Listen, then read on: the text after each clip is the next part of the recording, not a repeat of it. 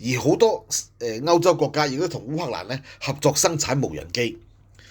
佢哋咧有部分咧已經喺德國生產，有啲喺波蘭、有荷蘭生產。嚟緊會更加多國家同烏克蘭合作生產無人機，因為烏克蘭咧無人機係硬件嚟嘅啫，你要實戰經驗加埋佢嘅戰場數據，同埋佢嗰個叫做咧實戰嗰個叫做咧真實操作啊！呢個係烏克蘭而家叫做咧比較最殺食嘅即係一個技術嚟嘅嚇。咁所以咧烏克蘭亦都提供呢啲技術同佢哋交換啦嚇。咁好啦，咁所以咧估計嚟緊啊，為烏克蘭生產無人機嘅工廠只會越嚟越多，遍佈成個歐洲，係嘛？甚至乎連中東國家都可能同一齊生產無人機。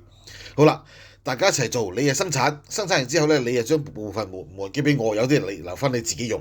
嗱咁樣咧，場仗再打落去咧，其實俄羅斯好難打落去。